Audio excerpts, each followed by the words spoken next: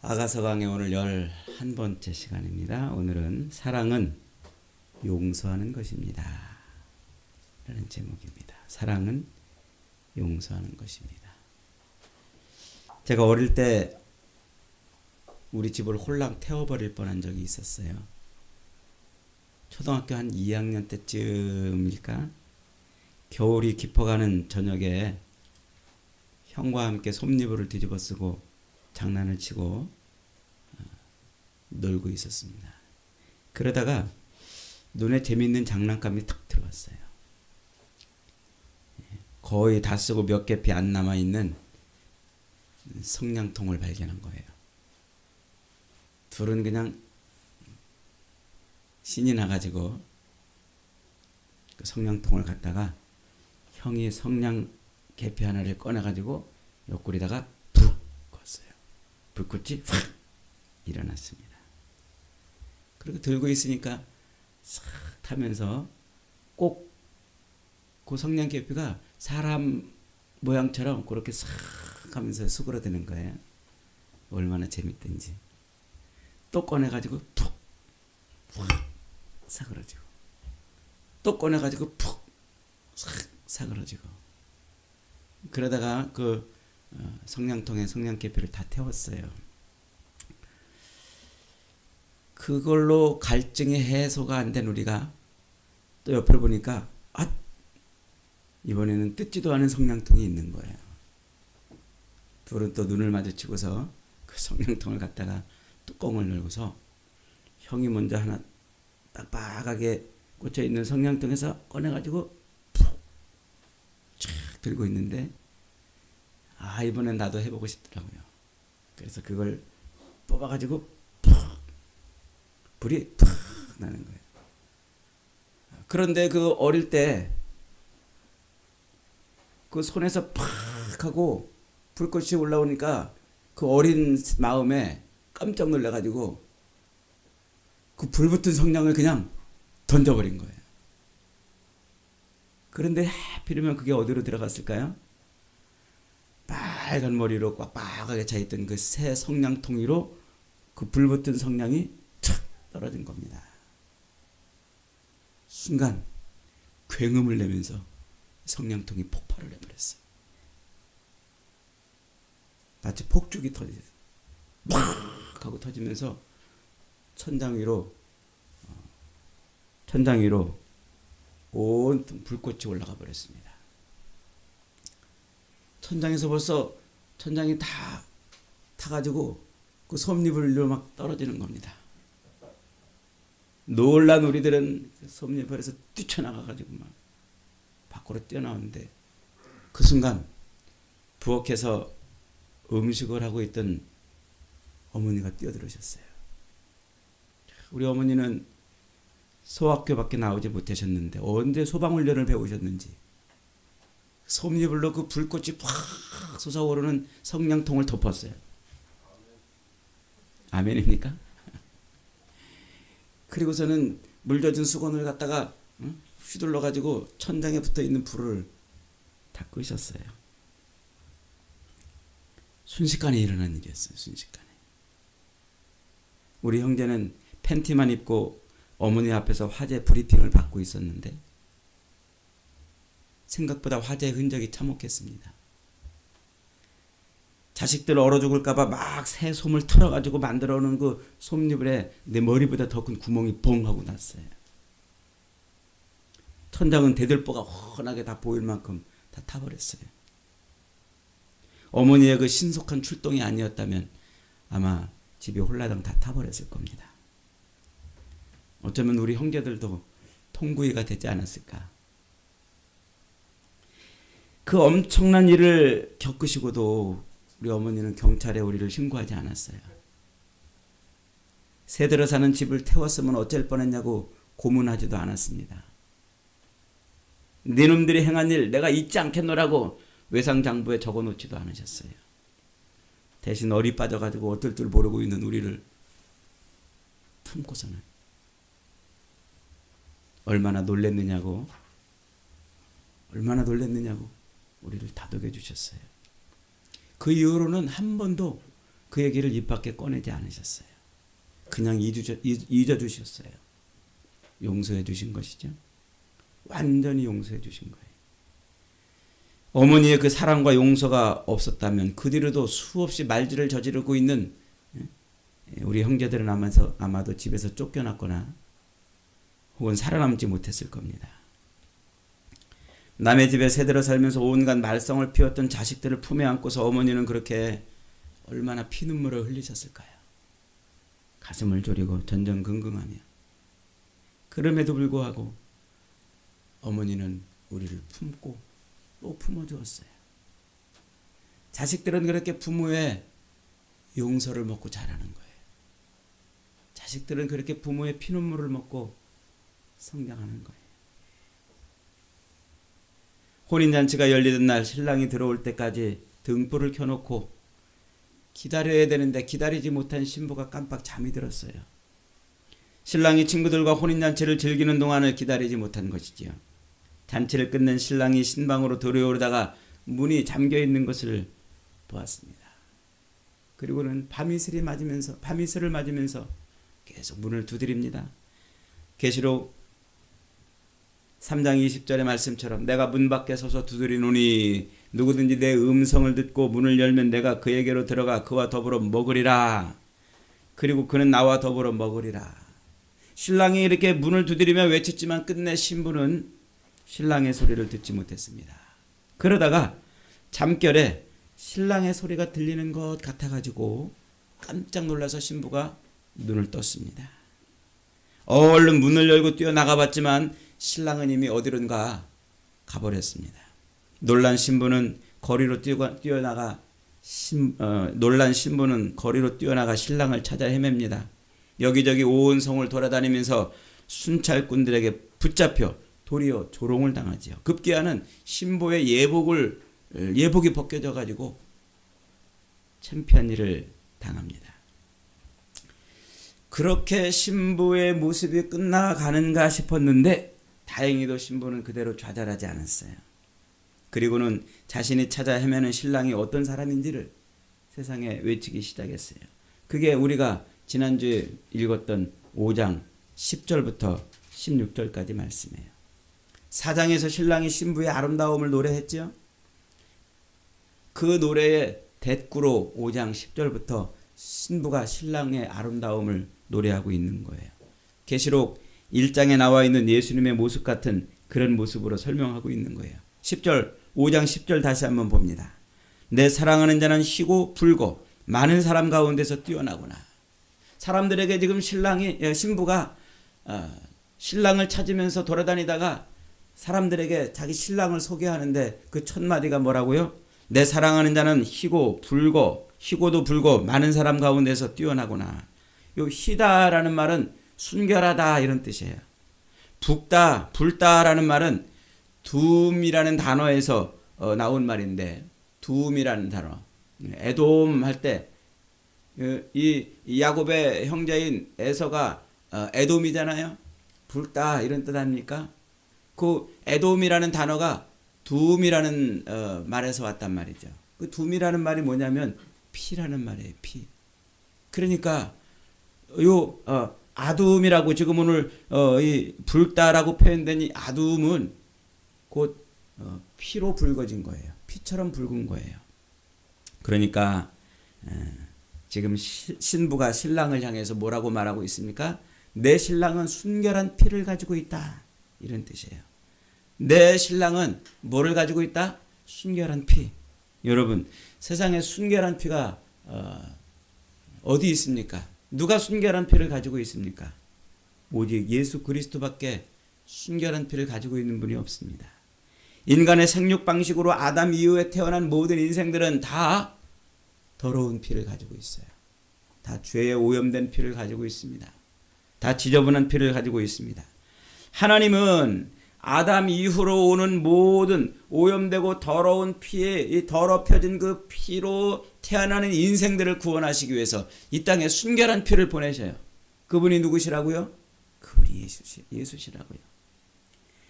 이 땅에 하나님의 아들을 이 땅에 보내셔서 오래전에 예표한 대로 세상의 죄를 지고 가는 어린 양을 삼아서 아들을 십자가에 매달아 피 흘리게 하세요. 그 예수의 순결한 피, 그 예수의 깨끗한 피, 그 피가 우리를 구원하는 겁니다. 그래서 히브리서 기자는 히브리서 10장 19절에서 이렇게 말씀하고 있습니다. 그러므로 형제들아 우리가 예수의 피를 힘입어 성소에 들어갈 담력을 얻었나니 더러운 피로는 성소에 들어갈 수 없지만 순결한 피, 그 피를 힘입어서 우리가 어디로 들어간다고요? 하나님 전으로 들어간다. 사도 요한도 요한일서 1장 7절에서 이렇게 말합니다. 그가 빛 가운데 계신 것 같이 우리도 빛 가운데 행하면 우리가 서로 사귐이 있고 그 아들 예수의 피가 우리를 모든 죄에서 깨끗하게 하실 것이라. 누구의 피가 우리를 깨끗하게 한다고요? 그 아들 예수의 피. 하나님은 그렇게 아들을 이 땅에 보내실 때 그 피를 거룩한 피로 보내셨어요. 순결한 피로 보내셨어요. 더러운 피로 오염되어 있는 우리를 구원하시기 위해서 그 아들 예수를 이 땅에 보내시고 그 순결한 피로 우리를 씻어내는 것입니다. 그렇게 신부가 지금 자기 신랑을 소개하고 있는 거예요. 내 신랑은 바로 이런 순결한 피를 가진 사람이다. 그 이후에 11절부터 16절까지 묘사는 계시록이나 성경 여기저기 흩어져 있는 예수님에 대한 묘사를 소개하고 있는 겁니다. 그렇게 신부가 신랑을 세상에 소개하고 있어요. 여기서 신부가 그래도 세상 사람들에게 옷이 벗겨지고 세상 사람들에게 조롱을 당하는데도 불구하고 자기 신랑의 모습을 잊어버리지 않은 거예요. 그러자 오늘 본문 6장 1절에서 신랑의 찬가를 들은 여인들이 신부에게 이렇게 화답합니다. 6장 1절 같이 있습니다. 시작. 여자들 가운데 어여쁜 자야 내 사랑하는 자가 어디로 갔는가? 내 사랑하는 자가 어디로 돌아갔는가? 우리가 너와 함께 찾으리라. 이게 누가 노래하는 거라고요? 여인들이 노래하는 거라고 그랬죠. 합창이에요. 합창. 여인들이 여자들 가운데 어여쁜 자야 내 사랑하는 자가 어디로 갔는가? 내 사랑하는 자가 어디로 돌아갔는가? 우리가 너와 함께 찾으리라. 우리말로 읽을 때는 이 여자들이 신부에게 지금 그러는 것 같아요. 야, 너 네 신랑 어디 갔어? 우리가 함께 찾아보자. 같이 가서 찾아보자. 이렇게 말하는 걸로 이해가 되죠. 그러나 히브리 원문에는 이 말이 조롱하는 표현이에요. 조롱하는 표현. 야, 이 정신 차려. 야, 이거사. 세상에 그런 신랑이 어딨냐? 그런 신랑이 있다면 그 신랑이 너를 사랑하겠냐? 그 놀라운 엄청난 모습을 하고 있는 그런 신랑이 있다면 그 신랑이 너 같은 것을 사랑하겠느냐 말이다. 신랑이 너를 버린 거야. 그런 신랑은 없어. 아무리 찾아봐라. 그런 신랑은 없어. 라고 지금 조롱하는 거예요. 그러니까 신랑을 잃어버리고 세상에 나가서 신랑을 열심히 찾던 그 신부가 세상 사람들에게 우리 신랑은 이런 사람이야 라고 소개했는데, 야, 그런 신랑이 있다면 그 신랑이 너를 사랑하겠냐? 그런 신랑은 없어. 있어도 너를 안 사랑해. 아무리 찾아봐라. 있나? 라고 조롱을 하고 있는 것이죠. 그러자 신부는 그 기세에 눌리지 않고 다시 또 어떻게 노래합니까? 오늘 2절 3절입니다. 같이 있습니다. 시작. 내 사랑하는 자가 자기 동산으로 내려가 향기로운 꽃밭에 이르러서 동산 가운데서 양떼를 먹이며 백합화를 꺾는구나. 나는 내 사랑하는 자에게 속하였고 내 사랑하는 자는 내게 속하였으며 그가 백합화 가운데서 그 양떼를 먹이는도다. 신부가 다시 노래하는 거예요. 이 2절 3절은 신부의 노래예요. 신랑이 지금 어디 있다고요? 야, 네 신랑이 그런 신랑이 어딨냐? 있어도 너 같은 것을 사랑하겠냐? 아무리 찾아봐라. 있냐? 그랬더니 신부가 지금 그 세상 사람들에게 뭐라고 말하고 있다고요? 내 사랑하는 자가 자기 동산으로 내려갔다 그래요. 자기 동산. 그리고 향기로운 꽃밭에 이르러서 양떼를 먹인다 라고 말하고 있습니다. 자기 동산이 어딜까요? 앞에서 우리 4장 12절에서 배웠죠. 신랑이 신부를 바라보고 이른데 잠근 동산이라 이렇게 표현했다고 그랬잖아요. 12절에 내 신부는 잠근 동산이요 덮은 우물이요 봉한 샘이로구나. 잠근 동산은 에덴 동산을 의미한다고 그랬죠. 창세기 3장 24절에서 하나님은 타락한 아담과 하와를 에덴 동산에서 쫓아내 버리십니다. 그리고 그것에 불칼을 두어서 접근하지 못하도록 만드시죠. 24절에 보니까 창세기 3장 24절에 보니까 하나님이 그 사람을 쫓아내시고 에덴 산 동쪽에서 그룹들과 두루 도는 불칼을 두어 생명나무의 길을 지키게 하시니라. 타락한 아담을 에덴 동산에서 쫓아냈습니다. 에덴 동산은 어떤 곳입니까? 하나님과 인간이 함께 거하는 신혼집이었던 거예요. 그 신방에서 인간은 정결과 순결을 잃어버렸습니다. 안타까운 일이지요. 그래서 하나님은 그들을 그 신혼방에서 쫓아내신 거예요. 그 에덴 동산에서 쫓아내시고. 그래서 이제 이 땅에 다시 하나님의 아들이신 예수 그리스도를 이 땅에 보내셔서 새로운 신혼집을 준비하시죠. 그 신혼집이 바로 잠겨있던 동산을 풀어내는 거예요. 그 에덴 동산으로 다시 들어가는 것이죠. 혼인잔치가 벌어지고 신랑이신 예수님과 죄인이 함께 거하던, 신부가 함께 거하던 그 신혼집, 그 신방으로 다시 들어가는 거예요. 그래서 드디어 신방이 열렸습니다. 자기 신부를 아무나 건들지 못하도록 그룹과 도는 불칼로 지키던 하나님이 자기 신부를 만나서 그 신방에서 합방을 하는 겁니다. 그래서 사도 요한은 그 신랑이 돌아와서 그 혼인잔치를 벌이고 있는 바로 그 동산에 신랑이 내려갔다라고 지금 말하고 있는 겁니다. 그 정절과 순결을 지키며 기다려준 그 신부를 설명하면서 동산이라고 이렇게 말하죠. 이 잠근 동산이라는 것은 어떤 의미가 있다고 그랬습니까? 요한복음 17장에 예수님의 기도를 통해서 그 의미를 알 수 있다고 그러지 않았습니까? 예수님이 겟셋마네 동산에 올라가셔가지고 십자가를 짊어지시기 전에 마지막 혼신을 당해서 기도하는 그 내용이 요한복음 17장에 기록이 되어 있어요. 그때 예수님은 아주 뜨겁게 땀방울이 핏방울이 될 정도로 아주 뜨겁게 기도를 하십니다. 그런데 그 기도의 내용 가운데 이런 말씀이 있어요. 11절 요한복음 17장 11절 말씀 봅니다. 11절에 보니까 나는 세상에 더 있지 아니하오나 그들은 세상에 있사옵고 나는 아버지께로 가옵나니 거룩하신 아버지여 내게 주신 아버지의 이름으로 그들을 보존하사 우리같이 그들도 하나 되게 하옵소서. 예수님이 이 땅에 남아서 마지막으로 기도한 그 기도 내용이 뭐라고요? 남겨있는 성도들, 그 성도들이 하나님과 예수 그리스도가 하나가 되신 것처럼 그 성도들도 하나님과 하나가 되게 하려 하는 것. 그것이 예수님이 가장 바라고 있는 기도입니다. 21절로 22절 봅니다. 아버지여, 아버지께서 내 안에, 내가 아버지 안에 있는 것 같이 그들도 다 하나가 되어 우리 안에 있게 하사 세상으로 아버지께서 나를 보내신 것을 믿게 하옵소서. 내게 주신 영광을 내가 그들에게 주었사오니 이는 우리가 하나가 된 것 같이 그들도 하나가 되게 하려 함이라. 예수님의 기도의 핵심이 뭐예요?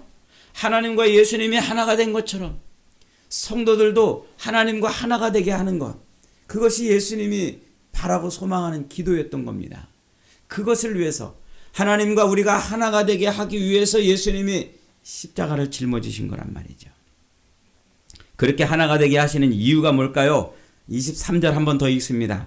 요한복음 17장 23절에 곧 내가 그들 안에 있고 아버지께서 내 안에 계시어 그들로 온전함을 이루어 하나가 되게 하려 함은 아버지께서 나를 보내신 것과 또 나를 사랑하신 것 같이 그들도 사랑하신 것을 세상으로 알게 하려 함이라. 이게 무슨 말일까요? 하나님이 우리를 너무너무 사랑하신 것을 성도들도 알게 하시려고 예수님이 그렇게 아버지, 저 성도들이 우리처럼 이렇게 하나가 되기를 원합니다. 라고 간구를 했다는 거죠. 그러니까 무슨 얘기예요? 하나님께서 우리를 사랑하사 우리와 하나님이 하나가 되게 하시려고 아들을 이 땅에 보내신 거예요. 우리를 사랑하사 하나님과 같이 거하는 존재가 되게 하려고 아들을 이 땅에 보내신 거란 말이죠. 그래서 예수께서 이 땅에 오셔서 이루시는 게 뭐냐면 하나님과 우리가 하나가 되게 하는 일이에요. 그 일을 위해서 예수님이 이 땅에 오신 거예요. 그래서 그 일을 이루시기 위해서 십자가에서 그 일을 이루기 위해서 마지막 십자가를 짊어지시기 전날 예수님이 그 기도를 하고 계신 것이죠. 그래서 예수님은 십자가에서 피 흘려 죽으시면서 우리가 하나님 앞에 나아갈 수 있는 우리의 예복을 빨아내는 일을 하지 않습니까? 세마포 구원의 예복을 빨아내는 그 십자가에서 흘리신 그 거룩한 피로 우리 성도들이 입을 혼인잔치에 입을 구원의 예복을 빨아내는 그 일을 하는 거예요. 그래서 십자가에서 피 흘려 죽으심으로 구원의 예복을 만들어 내시고 그 예복을 입고 그리스도의 신부가 되어서 하나님과 하나가 되게 하는 그 일을 이루시는 거죠. 그것이 그리스도께서 우리를 위해서 죽으신 그 놀라운 희생, 그 사랑 덕분에 우리가 하나님과 하나가 되는 거예요. 그 하나가 되는 그 사랑은 우리를 끝까지 용납해 주시고 끝까지 기다려 주시고 끝까지 용서해 주시는 신랑 되신 그리스도의 용서의 사랑 덕분인 겁니다. 무엇과도 비교할 수 없고 무엇과도 측량할 수 없는 그런 사랑으로 우리를 사랑하시는 거예요. 그래서 저와 여러분이 예수 그리스도를 십자가에 매달려 죽으신 그 예수 그리스도를 나의 구주로 아멘하고 믿는 순간 우리는 천국의 혼인잔치에 들어가는 사람들이고 그리고 우리는 하나님과 어떻게 한 사람들입니까? 하나가 되는 사람들이에요. 그래서 3절에 그렇게 말하잖아요. 3절 다시 봅니다. 나는 내 사랑하는 자에게 속하였고 내 사랑하는 자는 내게 속하였다. 신랑과 신부가 하나 되는 거예요. 그 신랑과 신부가 하나 되는 것은 곧 하나님 아버지와 우리가 하나가 되는 것이란 말이죠. 그것을 지금 노래하고 있는 거예요. 우리가 예수 그리스도를 믿으면요. 우리 안에 성령이 들어오시고 우리는 하나님의 것이 돼요. 하나님과 하나가 된다는 말이죠. 그러면 그 하나님은 떠나지 않으세요. 우리를 버리지 아니하셔요. 우리가 잠깐 잠을 자고 우리가 잠깐 졸고 우리가 잠깐 세상에서 게으름을 피고 신랑의 문을 열어두지 않는다 할지라도 우리를 버리지 않으십니다.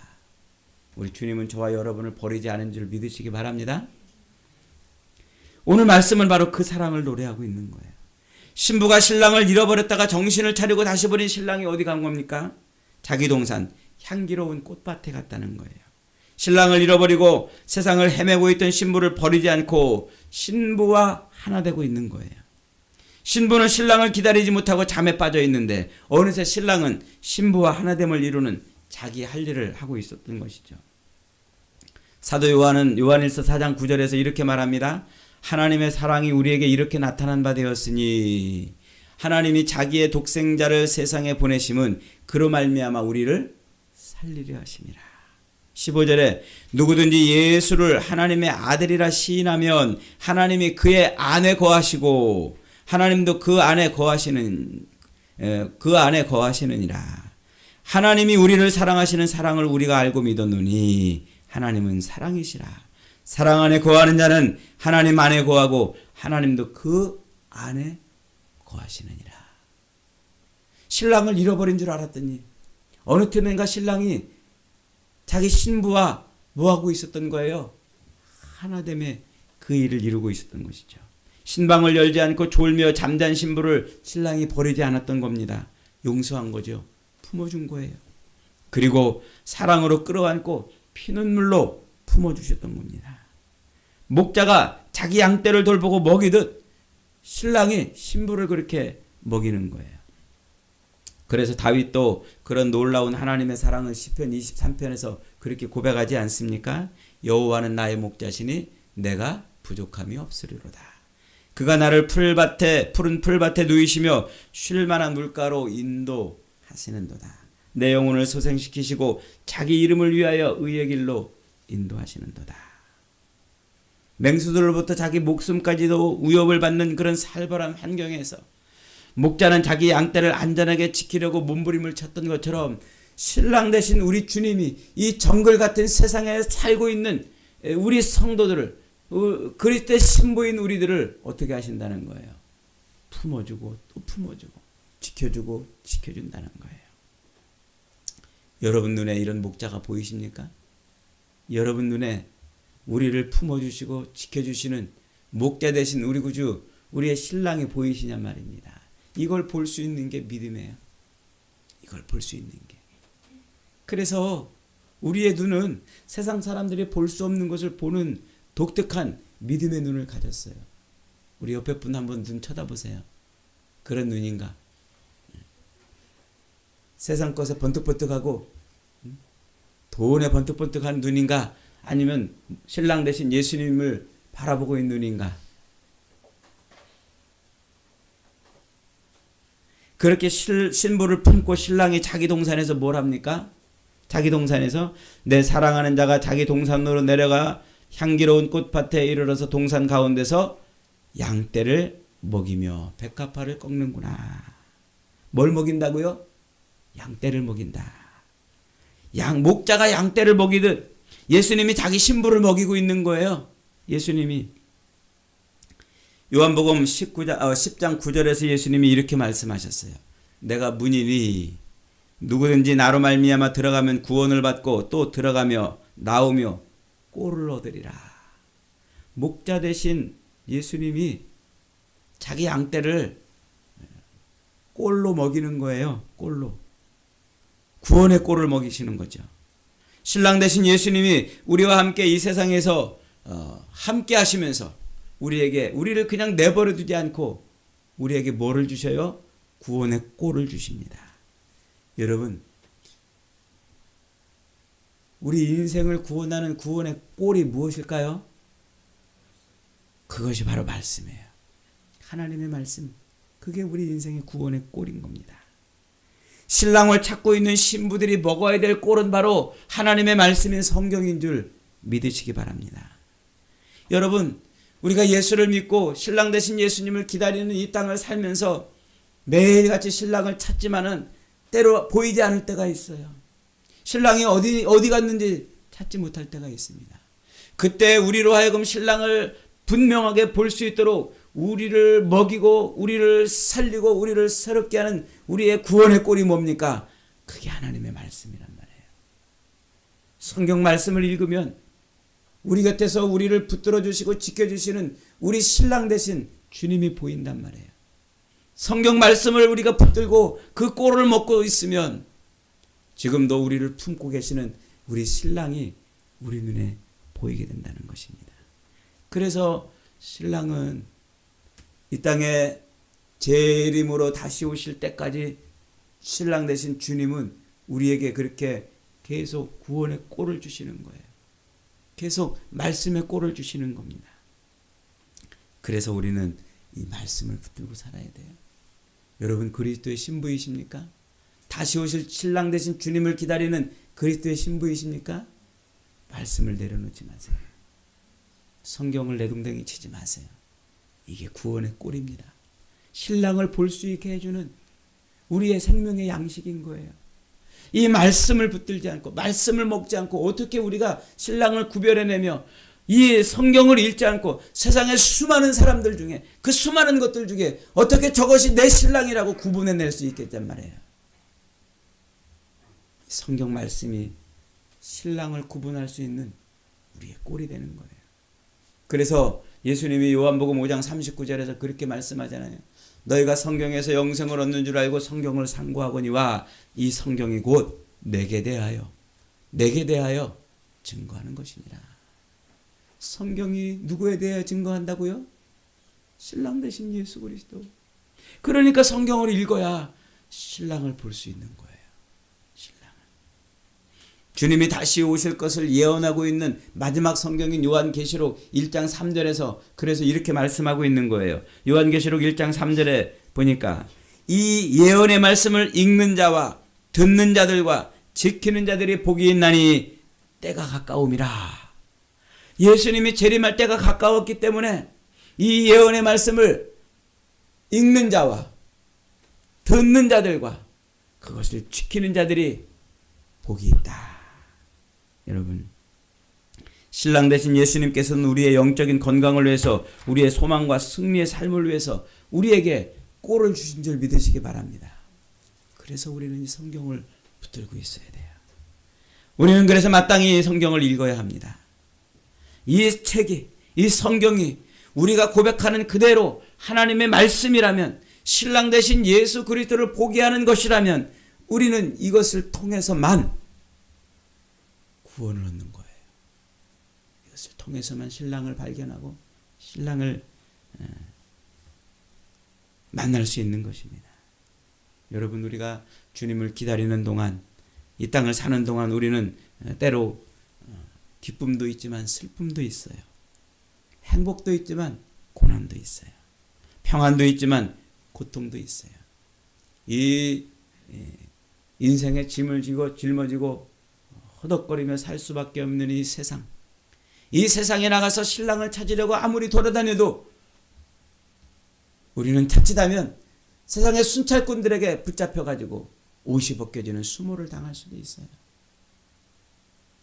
그런 속에서 우리가 신랑을 놓치지 않으려면 말씀을 붙들어야 돼요. 이 땅에서 우리는 그렇게 신랑을 기다리는 요 신부 대기실인 요 삶 속에서 우리는 그렇게 말씀을 붙들고 있어야 돼요. 시줄과 날줄처럼 세상의 모든 것이 얽혀가지고 우리 인생이 펼쳐져 가고 있는 요 인생의 기간 동안에 우리는 더욱더 신랑을 분명하게 보고 살아야 됩니다. 그러려면 말씀을 읽어야 돼요, 여러분. 시련과 고통의 줄에 성경의 인내와 위로를 섞지 못하면 우리는 신랑을 찾을 수가 없어요. 성경 말씀으로 우리의 삶의 에너지를 찾지 못한다면 우리는 세상에서 새벽부터 밤늦게까지 땀 흘리고 애쓰고 수고하다가 끝나는 인생이 될 수밖에 없어요. 사랑하는 여러분, 삶의 에너지를 찾고 싶으십니까? 삶의 소망을 찾고 싶으십니까? 성경 말씀을 붙들으십시오. 우리에게 남겨놓으신, 신랑이 우리에게 먹이는 이 꼴을 날마다 먹으시기 바랍니다. 그러면 우리는 이 땅에서 때로 지치고 때로 힘들고 어려운 속에서도 우리 신랑을 찾고 의지하고 살 수 있을 것입니다. 나를 바라보면서 잘 견디고 있다고 우리를 위로해 주시는 신랑의 음성을 들을 수 있을 것입니다. 우리 곁에서 우리에게 힘을 주시는 신랑의 음성을 들을 수 있을 것입니다. 여러분, 성경의 페이지마다 빛내고 있는 믿음의 영웅들 이야기가 다 바로 그 얘기 아닙니까? 하나님의 말씀을 붙들고 살았더라. 하나님의 말씀을 붙들고 살았더라. 저와 여러분도 신랑 되신 예수님, 다시 오실 예수님, 그 예수님을 기다리면서 눈앞에 보이지 않는 것처럼 여기서 좌절하고 절망하는 것이 아니라 이 말씀을 붙들음으로 말미암아 우리의 참 신랑 되신 예수 그리스도를 환하게 보고 그 신랑과 더불어서 날마다 신혼의 삶을 사는 저와 여러분이 다 되시기를 주님의 이름으로 축복합니다. 아멘.